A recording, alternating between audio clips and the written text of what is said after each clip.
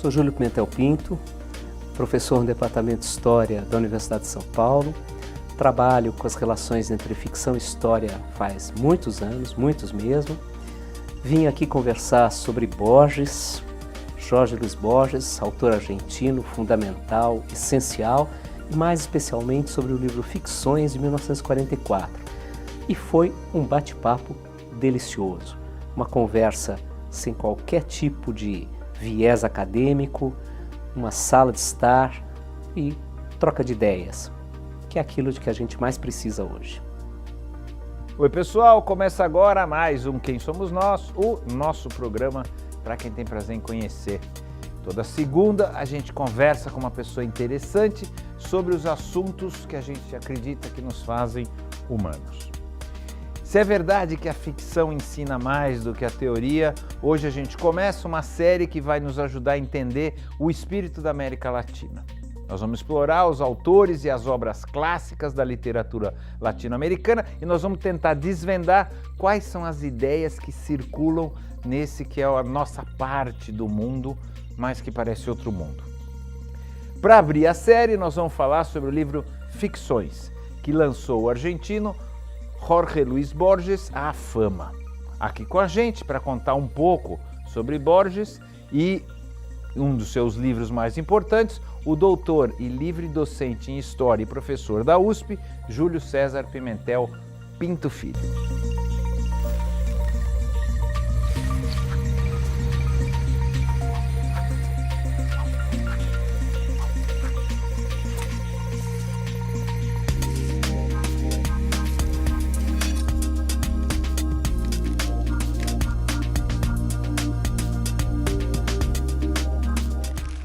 Quem é você? Eu sou um leitor, essencialmente um leitor. Faço um monte de coisas na vida, mas o que alinhava tudo, o que conduz tudo, é o fato de ser leitor. Fiz minha formação em História, cheguei a flertar com a história política no mestrado, numa espécie de vida anterior. Rompi com essa vida. O que quer dizer isso? Antes de pensar na literatura e na relação da ficção com a história como um problema central, antes de escolher a ficção como objeto de estudo da vida inteira e prazer. Dei aula em todas as possibilidades possíveis de trabalho, supletivo, escola técnica, cursinho, escola primária. Depois tive 2 grandes empregos na vida, uma escola maravilhosa de ensino médio que tinha em São Paulo, maravilhosa, que já fechou. E qual? Logos, escola Logos. 2 das minhas filhas estudaram lá. Eu sei. Você sabe? Sei. Sou eu que não sei as coisas? Tá bom. Eu era coordenador, eu me lembro mais da Mariana, eu era coordenador. Você é mais velha? Eu era coordenador, já não dava aula, mas eu era coordenador na época. E dei aula há muitos anos, 12 anos na PUC de São Paulo, e há 20 eu estou no Departamento de História da USP.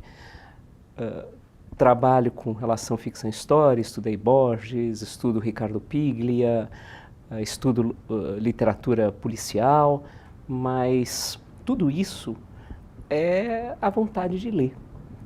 Arranjei um jeito de trabalhar lendo. Ganhar uma graninha podendo ler, é isso? Exatamente. Daí nas horas de lazer eu leio, quando eu estou muito tenso, preciso relaxar, eu leio. Ou seja, eu sou um leitor, essencialmente um leitor. Mas vamos voltar lá para trás. Isso é desde sempre, desde molequinho, você se refugiava na leitura. Qual que é? Me conta um pouquinho. Lá, vamos voltar lá atrás. Antes da faculdade, eu conheci na faculdade, vou voltar para antes. Acho que sim. Da minha infância, as lembranças são de jogo de botão e de livro na mão. Você é paulistano? Sou paulistano, morei até os 10 anos na Avenida Paulista, quase esquina da Brigadeiro. Então, paulistano no centro da confusão. Gosto, inclusive, de contar que eu joguei bola na rua, na Avenida Paulista, quando ela ficou o ano fechada para fazer um metrô, que depois não deu certo, fecharam tudo, desistiram, o metrô demorou décadas depois para aparecer. passou um ano fechado, joguei bola na rua, mas o sou paulistano. Então, sim, acho que desde sempre, começando Por com... quê? Por que você acha que você quis? O que te levou É fascinante, né? Tem muita gente que, algumas pessoas que a gente conversa, que o livro servia como e acho que até para o Borges, servia como um jeito de sair do mundo. Um jeito de se refugiar do mundo, talvez um mundo hostil ou não. Então, para você era isso? Não senti hostilidade no mundo, não. Os livros faziam parte da minha casa, da minha vida. Os meus pais liam muito, gostavam de ler muito. Meu avô gostava de ler muito. Uma tia que era professora de português. Então, os livros sempre fizeram parte da minha vida. Não chega à radicalidade do Borges, né? O Borges dizia que sempre conheceu as coisas primeiro nos livros e só depois na vida.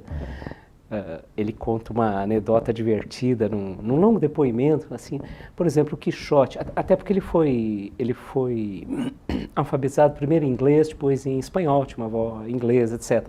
E ele leu o Quixote primeiro na tradução em inglês. Quando leu em espanhol, pareceu uma tradução mal feita, né? Essa ideia de que os livros abrem um mundo, os livros funcionam como um caminho para chegar à realidade.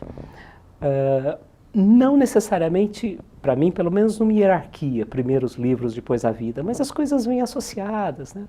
Ler é um jeito de olhar o mundo também, é um jeito de viver certas vidas além da comezinha, além da cotidiana, além do futebol na escola, além dos estudos, além de tudo. Então, nunca tomei como refúgio. Às vezes até hoje, né? Naquela hora que você está aflito, naquela hora que você precisa rezar, né? O meu jeito de rezar é pegar certos livros, é pegar certos autores, voltar a eles, buscar uma concentração absoluta. Então, acho que também é refúgio, às vezes, mas não é por princípio refúgio. É prazer, é curiosidade, é encontrar um mundo que às vezes é mais mundo que o nosso, que o real, porque explica coisas que a gente... nos permite alcançar coisas que a gente não alcança no cotidiano. Tá. E aí você resolveu primeiro fazer história. Da história você falou, não é a história que eu quero literatura e vou tentar misturar uma coisa com a outra, é isso? Mais ou menos. Eu fui fazer história meio por acaso. Eu não sabia bem o que fazer e resolvi prestar história e fui ficando. Mas... em nenhum momento eu achei que a história não fosse aquilo que eu queria. Continua ainda hoje. Tem umas pessoas que olham o que eu faço assim meio de viés e falam, bom, isso não é bem história. Pode ser. Na verdade, o que foi acontecendo foi a percepção de que dava para conciliar as duas coisas, dava para casar as duas coisas, que o prazer de ler, que continuava vivo, né? Esses autores que sempre fizeram um pouco parte da vida, eles podiam também fazer parte do trabalho, não era alguma coisa fora, não era alguma coisa à parte, era alguma coisa que compunha o cotidiano, podia viver disso, inclusive, né? E daí foi sensacional. Claro, é um privilégio. Fiz um mestrado lendo o discurso de militar golpista na Argentina. Daí você passa disso para uma outra tese em que você vai ler Borges, melhora o cotidiano melhora, o cotidiano melhora. Vamos agora falar dele um pouco, né? Para depois a gente chegar em parte da obra e depois mais especificamente no Ficções. Ele era classe média alta, vamos dizer assim? Não. Você sabe que é uma imagem curiosa que se fixou de Borges como se ele fosse um sujeito com condições de razoáveis a boas de vida. Não, ele era classe média mesmo. Mas como que ele teve uma tutora inglesa? Ele não estudava em escola, certo? Ele parece que... pode ser mito, tá? Você me fala que está tudo errado. Mas assim, no nível que eu tô, assim, ele não estudou comecinho em escola, né? Ele disse que depois teve que emburrecer ou alguma coisa, tem uma frase boa dele que eu não vou saber, para poder ir para a escola, mas assim, ele teve uma tutora, mas foi a avó então, não era uma tutora, não é alguém pago. Não era alguém pago. A família vivia bem, né? O pai tinha vontade de ser escritor, chegou a escrever um livro, recentemente foi editado, inclusive. Jorge, né, o pai também? Isso, Jorge. E Jorge Guillermo. E teve uma primeira formação doméstica. Então eles viviam bem, não tinham dificuldade nenhuma. Depois, a mãe, Dona Leonora Azevedo, insistia, né, acreditava que o filho devia ser escritor. Aquelas coisas que, em 99% dos casos, não dão certo. Dá errado, claro. Deu. Traumatiza o filho, aquelas coisas todas. Ou o sujeito simplesmente não tem nenhuma condição de virar aquilo que a mãe quer que ele seja. Mas deu certo. Durante muito tempo foi Dona Leonor que o sustentou com os recursos, né, depois da morte do pai. E o primeiro emprego de Borges era um emprego muito precário. Foi numa biblioteca do sul de Buenos Aires. Ele conta uma história muito engraçada, que ele chegou à biblioteca, disse que era uma biblioteca minúscula, e o objetivo era catalogar os livros. Só que havia 3 ou 4 funcionários para fazer isso, e a biblioteca tinha 2.000 exemplares, uma coisa assim. Rapidamente poderia resolver. Nos 2, 3 primeiros dias de trabalho, ele catalogou uns 400. Daí chegaram para ele e falaram para ele ir mais devagar, porque senão não se justificaria o emprego. A gente perde o emprego. E o anedótico é grande, porque um dado momento um sujeito chegou lá e mostrou para ele um livro, falou, olha só, olha que coincidência, tem o mesmo nome que você. Bom, isso já era no final dos anos 30, ele não era um escritor conhecido popularmente, mas um sujeito já de prestígio no mundo literário. Era um livro dele, claro. O sujeito não tinha a menor ideia de que era ele. Ele achou engraçado. A partir daí, e depois da advertência de que não fosse muito rápido, ele passou a se refugiar num quartinho lá da biblioteca e passava os dias lendo. E, claro, ganhava muito mal. Daí, Perón ascende ao poder. Perón, nos últimos anos da década de 30, Borges tinha feito assinado manifesto e vários textos antifascistas, antinazifascistas.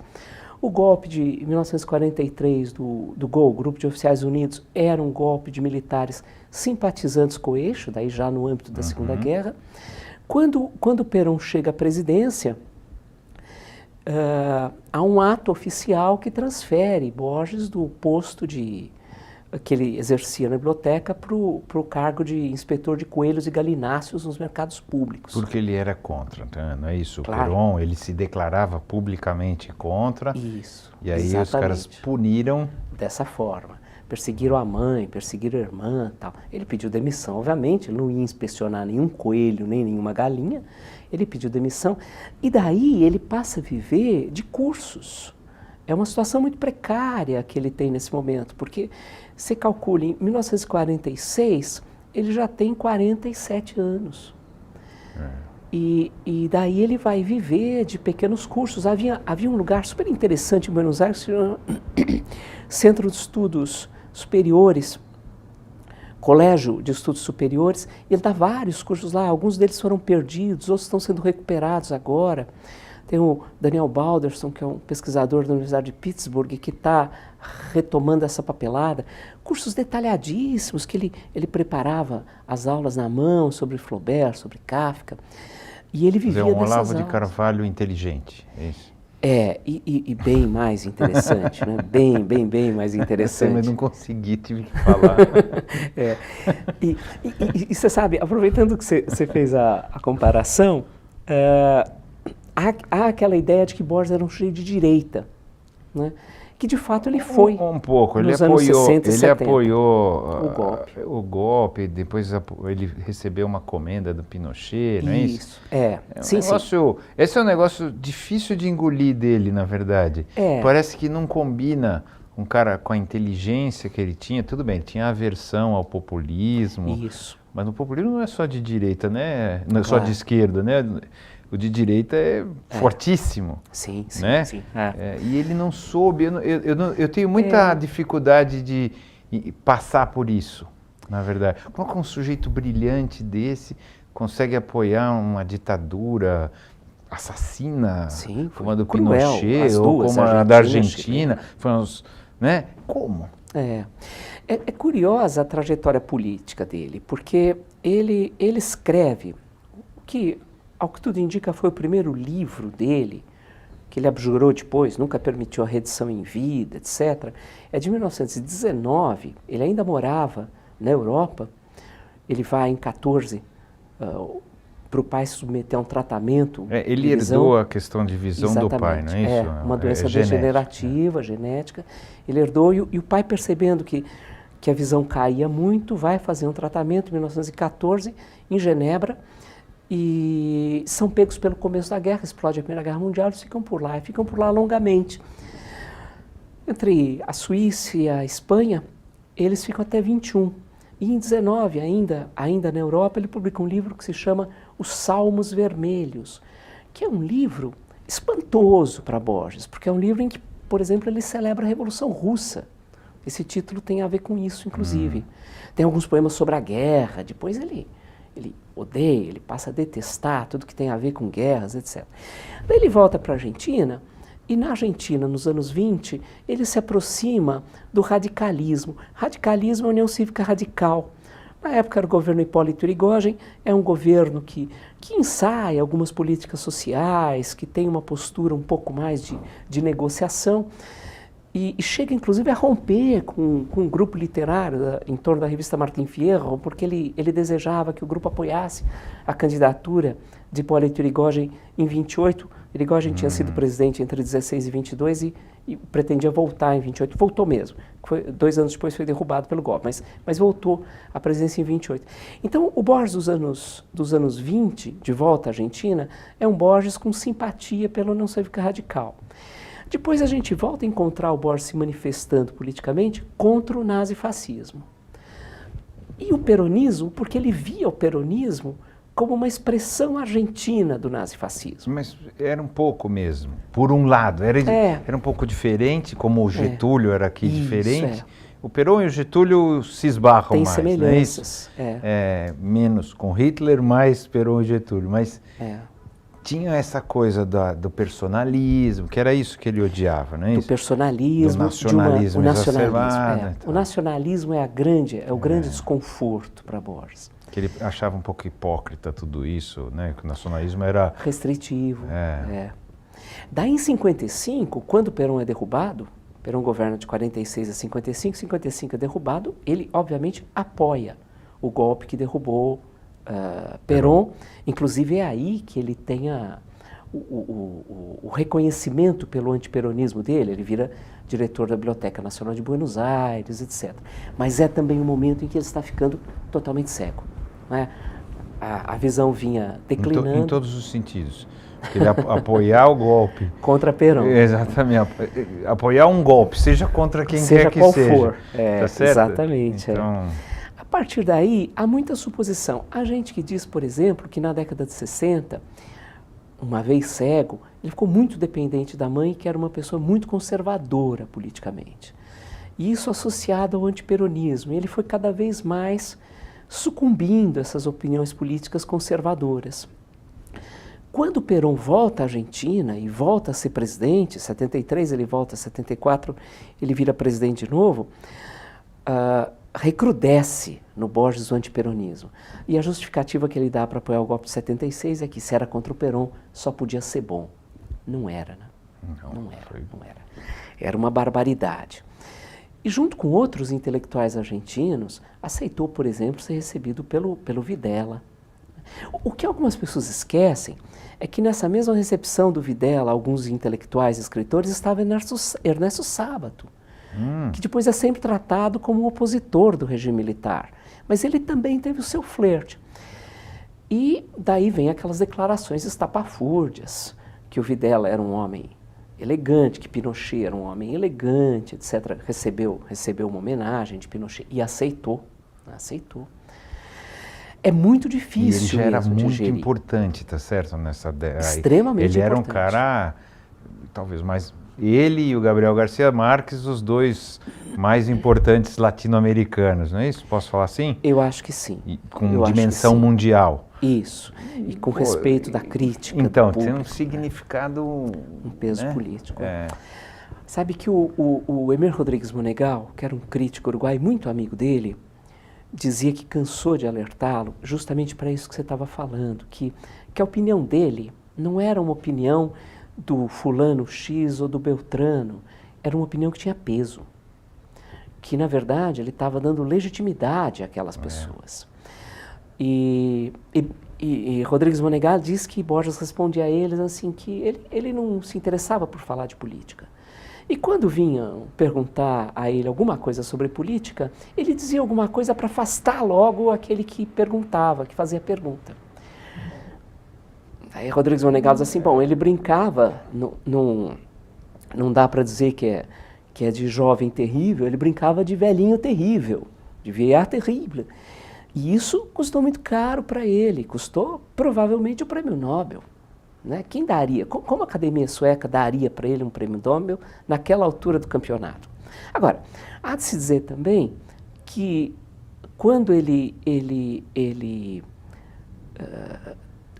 tem uma proximidade maior com aquela que viria a se tornar em extremes a mulher dele, a Maria Kodama, e que é a gerenciadora dos direitos da obra dele hoje, a Maria Kodama se empenhou em abrir um pouco, é quase um trocadilho, a visão dele, né, sobre assuntos políticos. Né? Por exemplo, ela promoveu um encontro dele com mães da Praça de Maio. E ele, mais de uma vez, reconheceu erros. Só que era tarde. Né? Só que era tarde. Se a gente for fazer um balanço político de Borges, talvez se possa dizer que ele foi sempre um sujeito que defendeu a liberdade, mas que não soube, não percebeu que em alguns momentos essa defesa era feita por um caminho totalmente equivocado, né? Um caminho estúpido. Então parece um pouco ingênuo. É Sim, uma coisa assim, tem uma... aqui, né, nesse clima do que a gente está falando, ele sempre foi um cara, pelo menos, ele não era recluso de verdade, porque ele participava de movimentos, né, estou dizendo na juventude e tal, e depois um pouquinho mais na maturidade, então ele não era um cara recluso que vivia lá, mas ao mesmo tempo parece que ele vivia numa bolha mental, vou chamar assim, e que ele tirava as conclusões um pouco dentro do próprio raciocínio, meio circular. Você entende o que eu estou falando? Não, entendo. Acho que sim, acho que tem muito disso, sim. Em parte, ele é produto, ele tem a cabeça de um certo recorte que é meio cultural e meio social argentino, uma certa aristocracia, entre aspas, principalmente bonaerense, principalmente portenha, a qual ele não participa da qual ele não participava pela origem social, né? Aquilo que eu dizia, e acho que é também por isso que as pessoas acham que Borges era um sujeito rico, né? Não era. Mas ele tinha pose de rico. Tinha atitude. Ele tinha, né? Ele se colocava assim, né? E frequentava esse mundo, né? Os Biói, né? Muito amigo do Bioy Casares, da Silvino Campo, com proximidade. Eles não se davam as mil maravilhas, mas muita proximidade com a Vitória, o Campo, editora da Sur, né? Mas com Biói e com Silvina jantaram juntos quase a vida inteira. E Biói e Silvina pertenciam a esse mundo algo aristocrático, bonaerense. E ele incorpora esses valores. A Silvina, eu ando meio obcecado pela Silvina, eu sempre li meio perifericamente, atualmente eu estou lendo, então estou obcecado, achei um jeito de pôr a Silvina aqui na conversa, mas a Silvina conta que eles, e Biói relata isso também nos diários, que Biói fez diários a vida inteira, que no dia que Perón caiu, eles foram para a rua assistir os festejos. Então há uma mentalidade elitista no sentido estrito, não nesse jeito banal, que tudo é elitista, que as pessoas ficam falando hoje, no sentido estrito, de uma elite financeira, social e cultural argentina, da qual ele participava. E do outro lado, é isso que você falou, a partir de um momento, e a cegueira contribui para isso, ele fica muito no mundo dele, no mundo dos livros. Ele se abria, ele recebia, ficava em casa e recebia um monte de aluno de escola que ia lá conversar com ele, com alguma frequência. Ele ia a algumas livrarias, sempre próximas ali de onde ele morava, mas ele falava sempre dos mesmos assuntos. Se a gente olha as entrevistas dele nos últimos anos... Mas parece recitado. Então, é isso, porque ele ficava meio obcecado com certos temas. Ele usava as mesmas frases, nas mesmas situações. Aí você fala, uau, o que significa isso? Certas obsessões etimológicas, né? Eu tenho um amigo que se chama Jorge, homônimo dele, que o recebeu quando ele veio aqui uma das últimas vezes que ele veio a São Paulo, e foi receber, já se conheciam, mas ele voltou, assim, diz que ele passou horas falando sobre as origens do nome Jorge, né? Ele queria falar daquilo, não queria falar de nada mais. Então ele tinha, e isso lógico... Uma pouca percepção do outro. Que é estranho também dizer isso para um cara que... Não sei dizer. Eu tenho uma... Hoje em dia pega mal falar isso, né? Que a pessoa tem pouca percepção do outro. Mas sim, eu acho que ele queria que as pessoas entrassem no mundo dele. E era muito convidativo para as pessoas entrarem no mundo dele. Muito fascinante, né? Um mundo em que você convive com Quixote, em que você pode passar, para quem gosta, é claro, você pode passar 4 horas discutindo passagens do Ulisses do Joyce, né? Ele adorava aquilo. Então, quem o buscava queria aquele mundo. E daí ele ficava confortavelmente naquele lugar. Como rei desse mundo. Só que o descompasso em relação ao que está acontecendo na rua vai se ampliando, né? O abismo essa vai é a ficando sensação maior. que dá. Ao Acho mesmo que é tempo, isso, sim. e ele teve, é difícil sempre colocar isso, mas o pico criativo na década de 40 a 50, né? Nas 45 a 50 e pouco, não é isso? Eu sei que é sempre horroroso fazer isso que eu estou fazendo, mas como as pessoas colocam assim, tem o Ficções, o Aleph, né, que são dos anos 40. 40, 50 começo parece que foi 50. o uau, assim, dele. Depois, ok. É assim? Podemos falar assim? Eu não acho isso. Eu não acho. Mas se acha, não é? Se acha, as pessoas, sim, de novo, eu não sou especialista, nada, mas isso é um meio senso comum que você discorda, mas é um senso comum. Eu discordo, mas eu sei que eu sou a voz que... Não, ótimo, então discorde, por favor. Porque Ficções e o Aleph, 44 Ficções, 49 o Aleph, né? Fez 70 anos agora. São livros absolutamente extraordinários e foram os livros que transformaram Borges no Borges. No Borges que, dentro e fora da Argentina, se tornou quase uma unanimidade. A tradução francesa de Ficções, na coleção do Roger Caillois, se não me falha a memória, é de 51. Então é muito rápida a difusão fora da Argentina. 61 ele ganha o prêmio Fomentor, divide com Samuel Beckett, que é o mais importante depois do prêmio Nobel, né? Então foram os livros que consagraram Borges. Agora, talvez sejam menos argumentos literários e mais argumentos pessoais. Eu acho que ele escreve nos anos 60 e 70 livros absolutamente extraordinários. Eu acho que o Informe de Brody, por exemplo, que é um livro de histórias curtas também, de contos dos anos 70, é um livro deslumbrante. A Volta à Poesia, né? Ele volta à poesia. Ele começou nos anos 20, não é isso? Depois abandonou, virou um narrador de histórias curtas. Sempre, quase sempre. Quase sempre, Jamais romance. Então, também é uma coisa estranha, é difícil um cara ficar muito famoso fazendo contos, não é? Ele gostava de alguns romances, né? Eu citei Ulisses agora há pouco, mas ele achava muito difícil manter o rigor, a precisão, o engenho numa forma longa. A forma breve como mais concisa, né? Há uma definição que até foi um pouco banalizada e às vezes é mal entendida do Cortázar sobre a diferença entre o conto e o romance. Cortázar, que aliás publicou o seu primeiro, o primeiro editor de Cortázar, do conto A Casa Tomada, foi Borges, né? E Cortázar comparava o conto, o Cortázar adorava boxe, e comparava o conto a uma vitória por nocaute e o romance a uma vitória por pontos.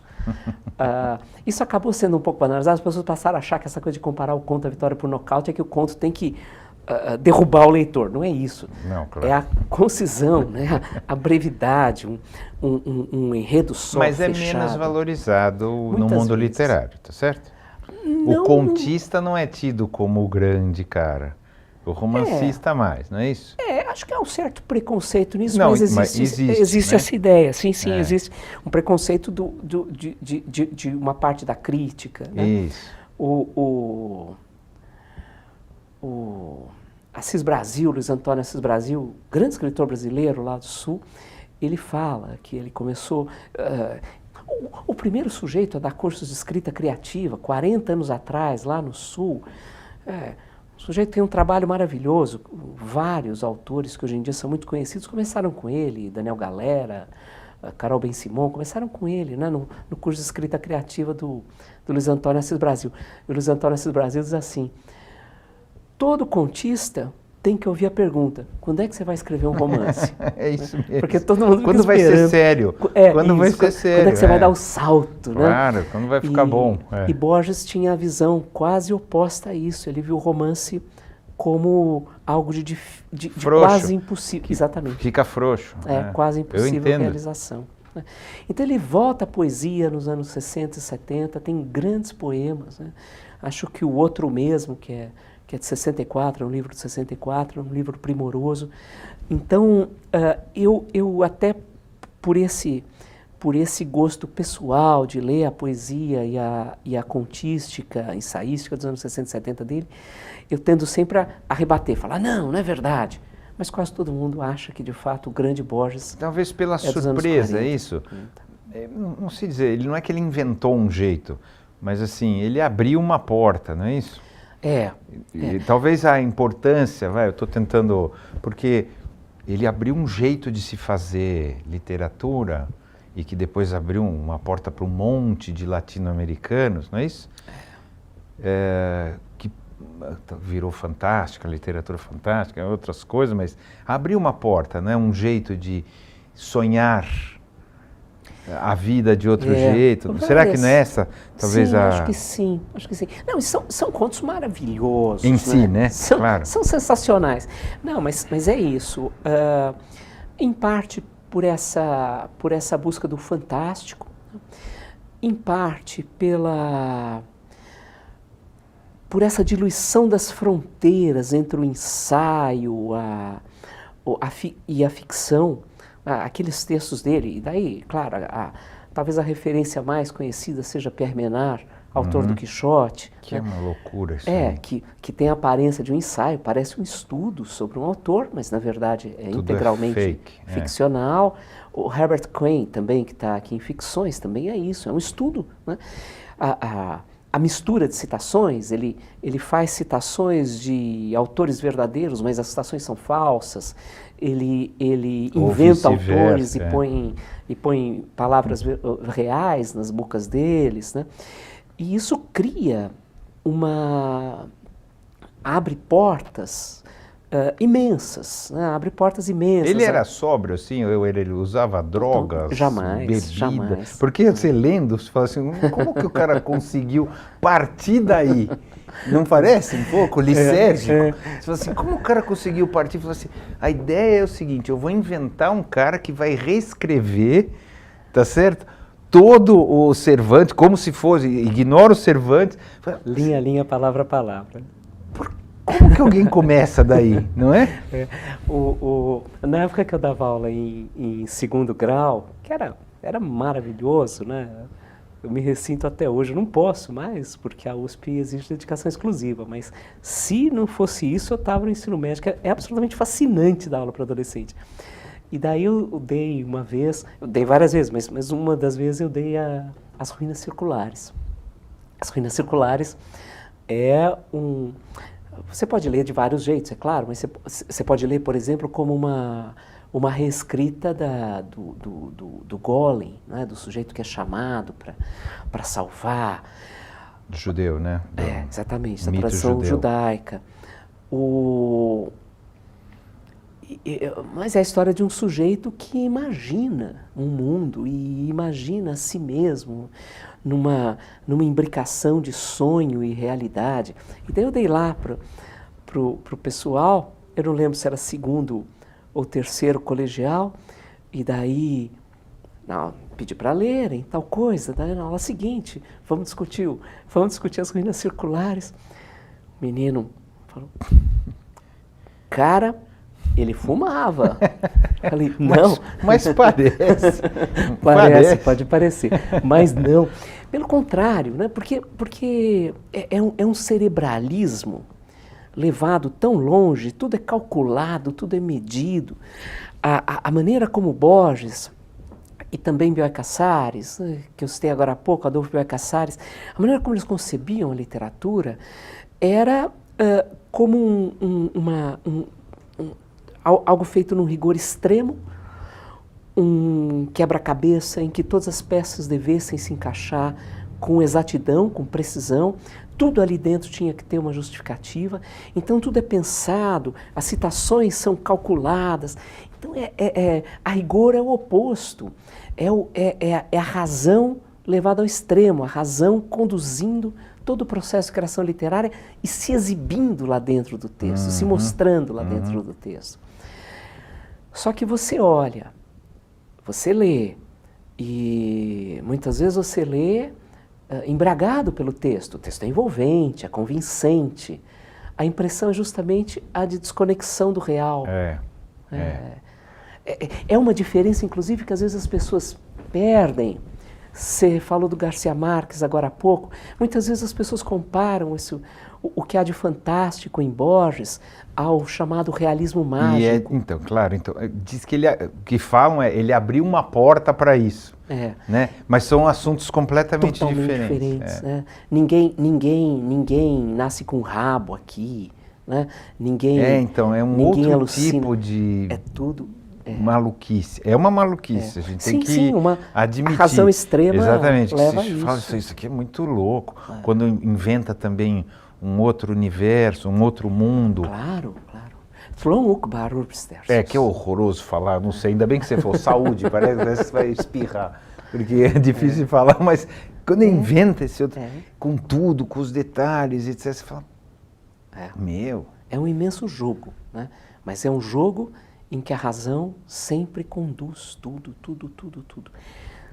Para o leitor, a perspectiva é de que você está fora do mundo, que há algum tipo de desconexão, e, no entanto, tudo ali tem a sua referência. O que você acha que ele queria falar? Porque é uma coisa difícil. Você entende a pergunta? Acho que entendo. Onde ele queria chegar? Eu acho que sempre Borges quer... Só interpondo um comentário. Muitos anos atrás, 95, quando eu defendi doutorado sobre Borges, eu usei numa passagem da tese, eu não me lembro mais do que eu estava falando naquela altura do campeonato, e eu falei assim, Borges flerta com tal coisa. E daí na banca estava um dos maiores entendidos de Borges que tem no Brasil, Jorge Schwartz. Ele falou assim, Borges não flerta com nada. E é verdade. É isso que me ocorre, assim, sempre. Eu acho que Borges quer falar da literatura, do processo de construção literária, do repertório literário, do trabalho da leitura. Então, mesmo quando ele cria esse universo fabuloso, né, fabuloso no estrito senso de fábula, que soa extra-humano, sobre-humano, alguma coisa assim, ele está enredando o leitor para o leitor perceber ali dentro de que maneira se opera a construção literária, quais são os caminhos, quais são os percursos. Para quê? Para falar de literatura. O que ele queria? Ele queria discutir a literatura. E ele queria também desenvolver fora toda a parte teses. do prazer das coisas, mas eu estou falando, sem entrar na coisa do prazer estético que dá ler e tal, mas onde ele queria chegar? Porque muito...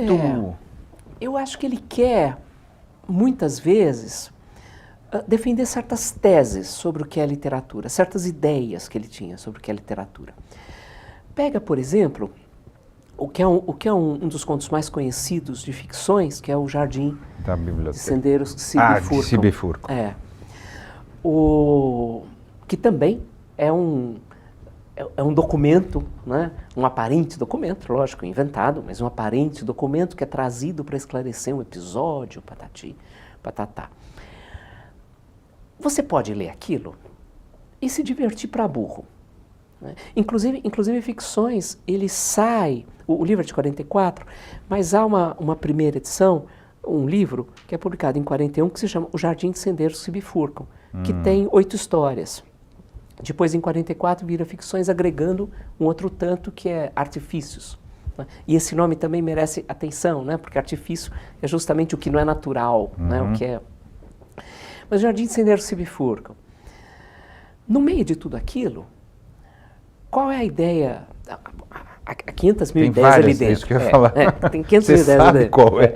Mas tem uma ideia que talvez vício de historiador, mas que me chama a atenção muito. Quando se vai falar de labirinto, e o antepassado do narrador, do sujeito que escreve o documento, havia num dado momento da vida, isso é relatado no texto, no suposto documento que é usado, se afastado de tudo com 2 projetos: escrever um livro e construir um labirinto infinito. E aparentemente o sujeito fracassou, não é? O antepassado do chinês narrador fracassou, porque o livro que ele deixou manuscrito ninguém quis editar, porque não tem pé nem cabeça, é todo anacrônico, é todo disparatado, e o labirinto ninguém achou. E o que eu conto é o momento em que o descendente, perplexo, descobre, por intermédio de outra pessoa, que na verdade os 2 projetos eram uma coisa só. E que o labirinto, essa constatação que tem na metade do texto, o labirinto não é no espaço, o labirinto é no tempo. Né?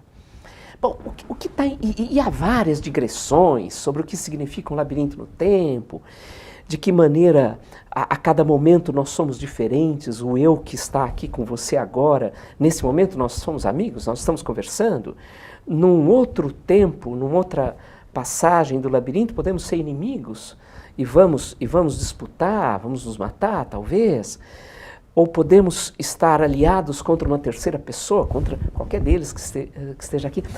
Mas qual é entre tantas outras, insistindo para não simplificar demais as coisas, não resumir, não banalizar, né? Uma das ideias mais fortes que tem ali dentro é a ideia da leitura, de que nós sempre vamos ler o livro, esse livro que é um labirinto infinito no tempo, de uma outra maneira. Bom, essa é uma ideia que hoje é relativamente frequente na teoria literária, mas que é uma das grandes teses de Borges na vida. Ele gostava de dizer, eu escrevi alguns livros, mas eu me orgulho dos que eu li. Aquele crítico que eu citei agora há pouco, Emílio Rodrigues Monegal, escreveu um trabalho lindo, dizendo que a obra de Borges é uma poética da leitura.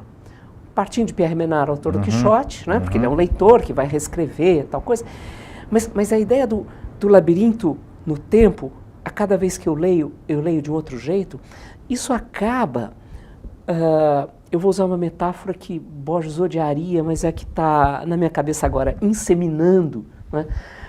Não gosto das metáforas, fertilizando, não gosto delas, e Borges também odiava, mas... Ele chegou a usar lá atrás, né? Ele gostava de metáfora lá no comecinho, a celebração, né? Nos ensaios, como ele diz, esquecidos e esquecíveis. Depois ele negava, né? Tem uma história genial sobre isso, mas para mas continua. Não me perder, inseminando... eu vou voltar. Inseminando, fertilizando, qualquer outra metáfora desse calibre, um monte de autores. Né? Quando a gente lê, por exemplo, o Ítalo Calvino, Se um Viajante numa Noite de Inverno, em que o sujeito vai à biblioteca, compra um livro, chega em casa, tem umas páginas em branco, ele volta para troca por outro exemplar, e as páginas em branco são outras, e a todo momento é uma outra história. A ideia de que o leitor é o criador, a ideia de que o leitor não existia antes? ela pode existir, ela aparece tangencialmente. Você pode ler algumas coisas que foram feitas antes, orientando para essa conclusão. Mas a partir de Borges, ela é inevitável. Assim, o escritor é um amanuense do engenho alheio, em que o trabalho do amanuense, daquele que compila, que recorta, que reúne e produz uma outra coisa, é mais importante do que o engenho alheio. E aí a gente tem um paradoxo que é sensacional, porque na prática o que ele está negando? Ele está negando a originalidade. Não existe originalidade. De alguma maneira ele defendia o plágio como um tipo de homenagem. Como um tipo de homenagem. Que a gente não deve praticar. Então, tem muita gente que dispensaria esse tipo de homenagem. Tá não se deve praticar, né? Não faça isso em casa, né? Exatamente. Mas eu compreendo, claro eu compreendo agora para o lado correto, assim, eu entendo tentar reproduzir de alguma maneira uma coisa maravilhosa, mas neste processo ele acaba gerando outras coisas. Coisas. Então, nega a originalidade, mas de uma forma extremamente original. Mas o que está correto também, né? Não existe esse do nada. O zero. Claro, não existe. Está correto isso também. Por isso que eu digo, não é novo esse pensamento de que à medida também que a mesma obra, de acordo com o momento vai ser pessoal ou o momento do mundo ou o momento histórico, ela tem significados diferentes. Não, a ideia não é nova. Ele transforma isso numa teoria da literatura. Então, acho, assim como também outra tese, é aquela em que eu insisti agora há pouco, de que o psicológico não tem lugar, ou não deve ter, num texto de ficção. Ele não gostava de Proust, por exemplo, né? Em que o confessional não tem lugar, tudo é engenho, tudo é razão. Isso pega um pouco, e em outros lugares não pega, né? Mas, de qualquer maneira, acho que o grande empenho dele é para construir certa ideia de ficção. Ele tem um projeto, uma teoria da literatura que ele tenta desenvolver, que ele desenvolve ao longo da obra dele. E que você pode ir atrás ou não dela, né? Quer dizer, você pode ler só pelo prazer de ler. Mas você pode passar a acreditar naquilo, né? Você pode, inclusive, passar a ver o mundo pelos olhos dele. O que eu fiz quando você perguntou quem eu era? Eu falei, eu sou um leitor. Ele falava isso, exatamente, eu sei. Eu ia falar, você plagiou o Borges, mas eu resolvi esperar para falar isso. Eu não consigo pensar mais sem ser através do Borges. Hoje em dia, através do Borges, é através do Piglia, mas eu não consigo mais pensar através do Borges. Ele fala, por exemplo, tem um texto sobre literatura policial, que ele adorava, que é um gênero, um subgênero, que é meio depreciado pela crítica e tal. Mas ele adorava, ele sabia que aquilo era absolutamente genial. E ele tem um texto em que ele diz assim, Edgar Poe, na verdade é uma conferência, Edgar Poe não criou um gênero, ele criou um leitor, o leitor desconfiado. É o sujeito que se acostuma tanto a pegar um texto e achar que tem algum mistério ali dentro que ele precisa decifrar, que se ele pegar um livro que ele não conhece, que ele nunca ouviu falar, e começar a ler em algum lugar da Mancha, ele fala assim, por que em algum lugar da Mancha? O autor está sonegando uma informação minha. Está me enganando, está me levando para um lado. Ou seja, criou o leitor desconfiado. Né? Que, na verdade, a narrativa policial, mais do que um gênero, um subgênero literário, ela produz uma nova forma de ler, uma nova aproximação das pessoas em relação aos livros. Então, de novo, né, é uma concepção de literatura que está em jogo aí. A literatura que depende muito do leitor, que se consuma no leitor. Umberto Eco, que era admirador profundo de Borges, né? E inclusive homenageou Borges no Nome da Rosa, de uma maneira curiosa, né? O Umberto Eco escreve nos anos 60 Obra Aberta, em que ele sustenta teórica, conceitualmente, a ideia de que bom, ele parte, lógico, de certas peças artísticas que estão sempre em estado de transformação, os móveis do Calder, aquelas coisas assim, o Nouveau Roman francês, tal. Mas há ali uma leitura de Borges muito profunda, nessa ideia da contínua reinvenção de tudo que foi feito, na recriação, seja por meio do plágio, seja por meio da citação, né? A citação como um recurso também de inventivo. Mesmo as falsas. Mesmo as porque falsas. ele fazia as falsas ainda várias, mais. né? Ele fazia várias falsas. Isso, Então, ele foi... Então, depois a gente até já voltou, passou, falou... Ele ficou ou quase completamente cego aos 50 e poucos anos de idade, não é isso? Que foi mais ou menos na década de 50. Na metade mais da ou menos década não, de 50. na década de 50, ele é de porque ele nasceu em 99, 99, né? 99, Nasceu em 1900 quase, né? Então, mais ou menos na década de 50, ele via vultos. Pelo Isso, que eu exatamente. Entendo, né? Ele nunca ficou, consta que ele nunca ficou totalmente, mas não podia havia ler, não podia operacionalidade escrever, nenhuma. etc. Só... Que no cinema, né, no ambiente escuro, tal, com a projeção na tela, ele percebia os movimentos, né? Percebia os movimentos. E é uma cegueira gradual. É muito bonito, inclusive, é muito bonita a maneira como ele relata a perda das cores. Ele insiste bastante que o amarelo foi a última cor que ele perdeu. Ele foi perdendo as cores e o amarelo ainda restou um pouco mais. E o amarelo é uma cor muito associada a ele, a figuração do tigre que é presente, né? Então as listras, etc. E agora, lógico, ele não podia mais ler, ele não podia mais escrever sozinho, passou a depender de secretários, primeiro da mãe. Dona Leonor o assistiu longamente, Dona Leonor viveu até os 99 anos de idade, né? O assistiu longamente.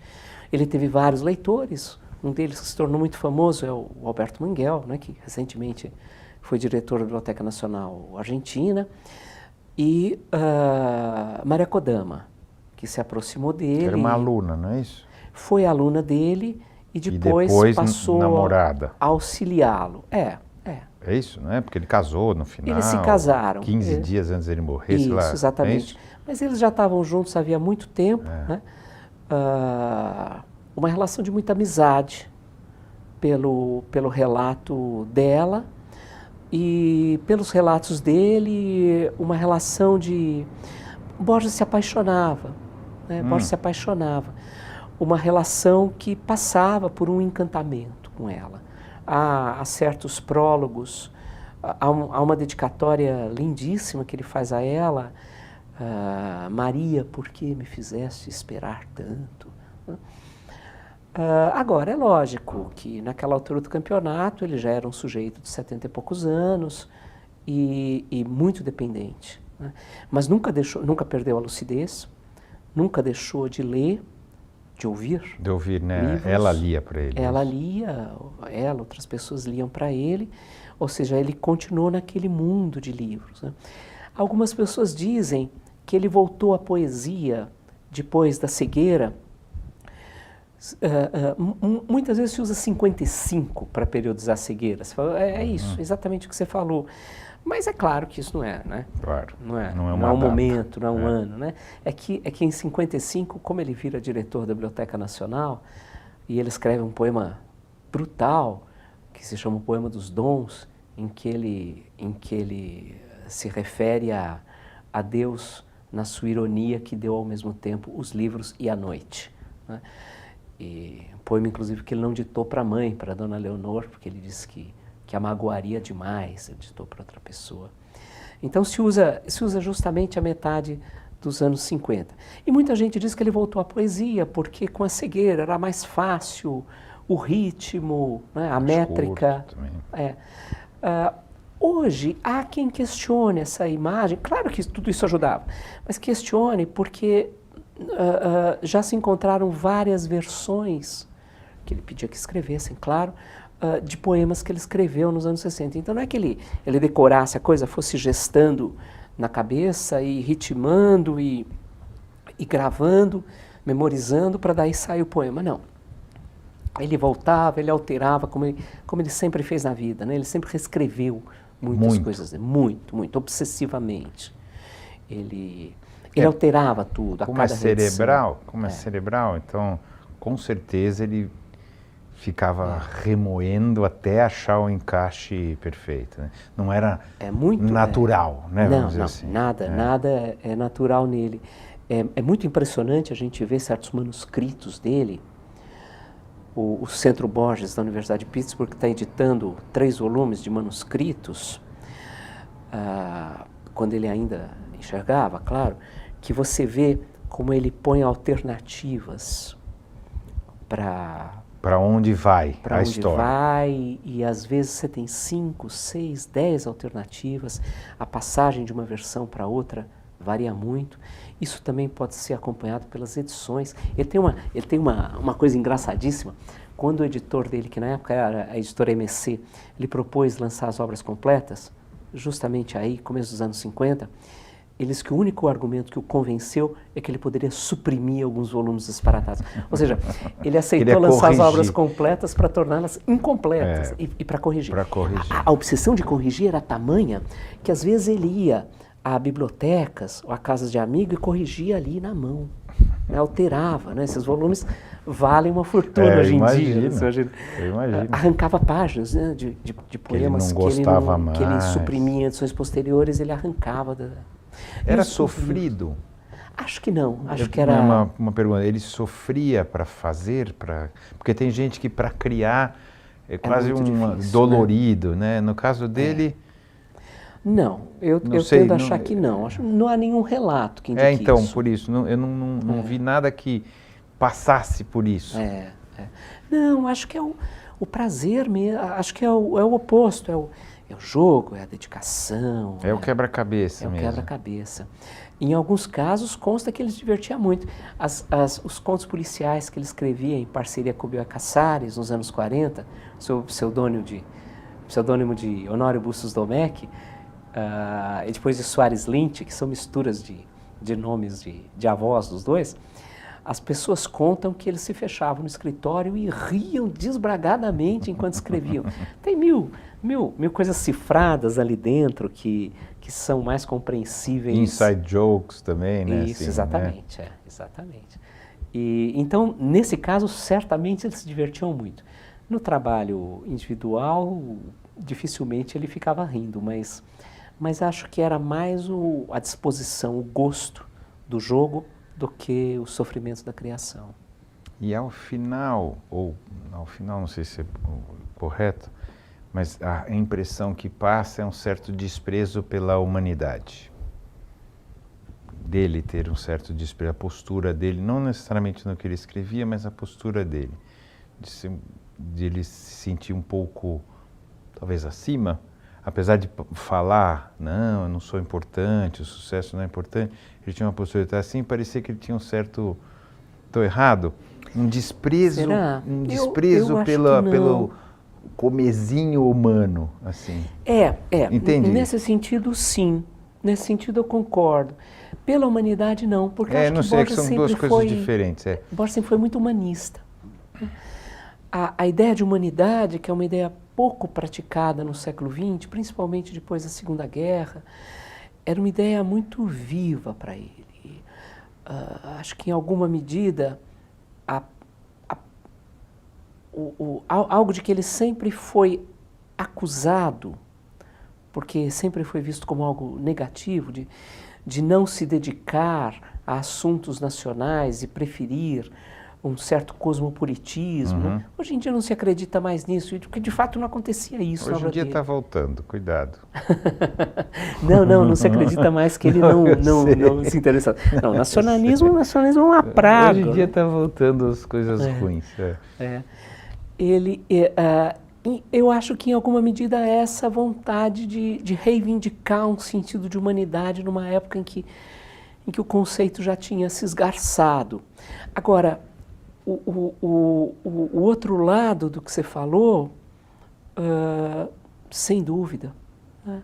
Por isso desprezo pela política, na verdade é um desinteresse. Quer dizer, por que eu vou ficar discutindo o general Videla, o general Viola, o general Galtieri, se eu posso falar de de Henry James, se eu posso falar de Conrad, se eu posso falar de Joyce, se eu posso falar...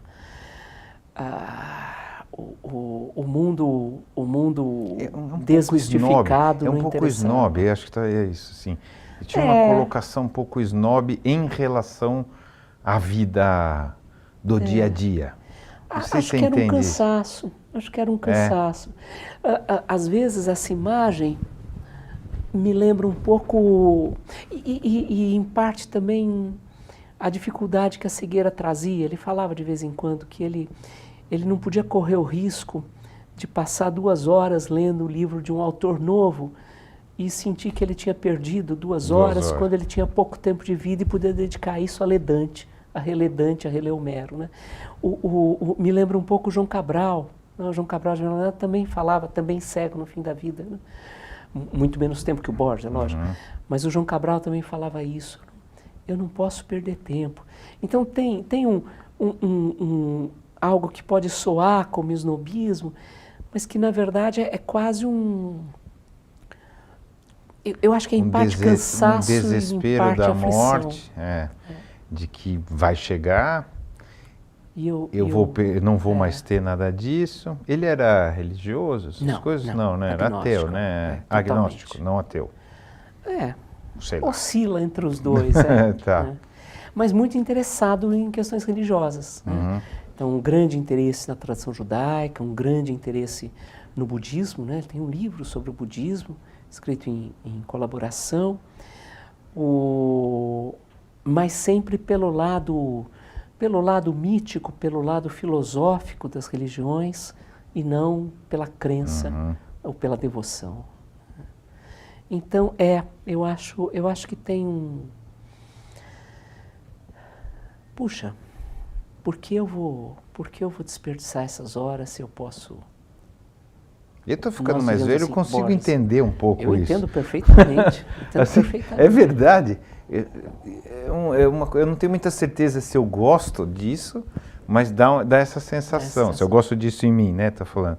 Assim, pô, mas tem isso aqui que eu gosto tanto, que eu já li e quero reler. E tem isso aqui que eu não tenho muita certeza se eu vou gostar, eu vou ler de novo aqui. É um pouco... um pouco... É perigoso. Claro, porque você começa a se limitar, não importa o quão grande seja esse universo, você começa a se limitar do universo, do que está acontecendo agora. Você começa a viver no seu universo, né? Que é um pouco o que foi acontecendo com ele, num extremo absurdo de ficar cego, portanto, voltado cada vez mais para dentro. Claro, mais dependente. Né? Eu brinco com os meus alunos, falo assim, olha, eu tenho 55 anos. Por dever de ofício, eu tenho que ler um monte de coisa de que eu não vou gostar, que eu sei que eu não vou gostar. Mas já me permito não ler algumas coisas. Vocês não. Vocês não têm que ter preconceito, não tem que fazer escolha nenhuma. Tem que ler. Não vem com essa história de que Paulo Coelho não vale a pena. Tem que ler para ver se não vale a pena mesmo. Se fulano, beltrano é bom ou ruim, você vai descobrir depois que você lê. Não pode ser discípulo de críticos. É preconceito. Claro. Vai ler. Né? Com 55 anos eu já me dou escolhe. O direito de escolher. Claro. Algumas coisas eu deixo de lado. Mas quando você tem... Meus alunos têm 20 e poucos anos, não tem que ler o que ele passa pela frente. Né? Isso mesmo. História em quadrinhos, para criar jornal. seu próprio critério. Né? E para ver que uma das coisas mais fascinantes que tem na ficção, e não só na ficção, né? porque eu dou aula no curso de História, e daí tem as leituras historiográficas e teóricas e conceituais. E é muito tentador, sobretudo quando você está bem no comecinho do curso, é muito tentador que você escolha uma vertente historiográfica e fique nela. Só que é restritivo, a rigor é absurdo, porque você tem que circular, você tem que conhecer. Tem que abrir, deveria Fascinante ser assim. É a diferença, claro. Né? Não é a igualdade. Então na ficção, não importa, na filosofia, não importa. Você tem que buscar tudo que tiver ao teu alcance, você tem que... até porque de repente você tem uma surpresa. Você vai ler aquele sujeito que você acha que não espera nada e aquilo acontece. E vem uma coisa incrível. Né? Ou você está na livraria, vê um título, o que será que é isso? Bate o olho na orelha, bate o olho na quarta capa. Às vezes a capa é bonita, chama atenção. Né? Vou dar uma olhada. Né? Às vezes você abandona o livro no meio. Eu não tenho pudor nenhum. No começo eu tinha vergonha de fazer isso. Abandonar? Dá agora pena, eu não né? tenho mais. Não, eu tinha vergonha. Eu falava, puta, mas eu devo estar errado, né? Já ficando mais velho, você fala, não, mas não quero. Vou para outro. Não, o Ricardo Piglia falava, ele foi editor de coleção de policiais, né? E depois, quando eu comecei a estudar policial, eu entendi na carne e nos olhos o que ele dizia, que você tem que ler 100 livros para tirar 2. E quando você lê policial, a quantidade importa, E tem muitas, as pessoas não param de escrever, né? Escrevem tudo que é canto. Hoje em dia tem uma explosão do policial no mundo. Chega menos aqui ao Brasil, porque acho que há um certo temor das editoras de lançarem autores não conhecidos, então se reeditam Simenon, Agatha Christie, Conan Doyle, etc. Mas tem uma explosão, né? Uma produção absolutamente fascinante. Então daí você tem que ficar lendo tudo.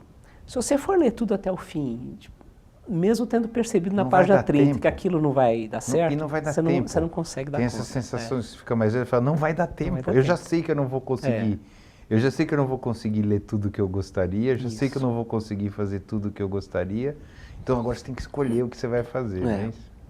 Então, voltando então a ele, eu entendo um pouco, fica um pouco pedante, assim, né? Falar, não, isso aqui eu não vou, isso aqui eu não vou.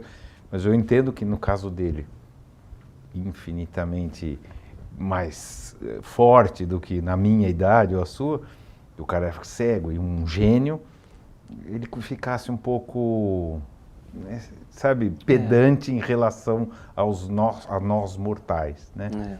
Eu compreendo. Vamos lá, vamos encerrar então. Eu vou encerrar primeiro perguntando quem você acha que o Borges acha que nós somos? Quer dizer, quem somos nós para o Borges? Leitores. Leitores. A resposta é fácil. Né? Porque acho difícil sondar qualquer tipo de resposta de cunho mais filosófico. Não que a discussão filosófica não esteja presente na obra dele. Está muito viva. Muito? Muito. Agora, esse Borges que é tão voltado para o mundo dos livros, das bibliotecas, que gostava de dizer que cresceu na biblioteca do pai e às vezes não tinha vontade de sair. O que inspirou a tua pergunta no começo, se era um refúgio, a leitura. Esse Borges enxergaria a todos nós como prioritariamente leitores, o que nem de longe é uma condição passiva, muito pelo contrário. A leitura, ela sempre tem essa capacidade de criar, de inventar novos mundos.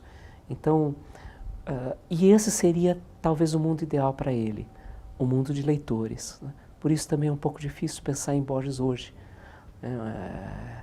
Sobretudo quando você ouve esses discursos que depreciam a leitura, que depreciam o estudo, né? Tão frequentes entre nós atualmente, né? É tudo o oposto, né? O Chico Buarque, num documentário sobre o Vinícius de Moraes, um documentário que foi feito, acho que pela filha, pela Susana de Moraes, numa dada altura perguntam para ele como seria Vinícius hoje. Ele diz assim, eu tenho dificuldade de ver Vinícius hoje, porque Vinícius era todo o contrário do mundo de hoje. É todo o contrário desse excessivo pragmatismo, da ideia de que tudo tem que ter utilidade, funcionalidade, né? Que tudo tem que ter um objetivo econômico, financeiro.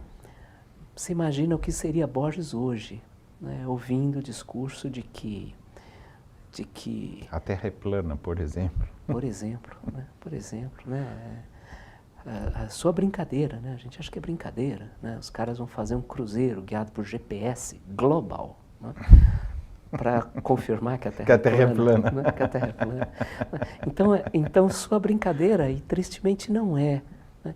Então, para ele, talvez fosse mesmo uma utopia, nos ver a todos como leitores. E para você, quem somos nós?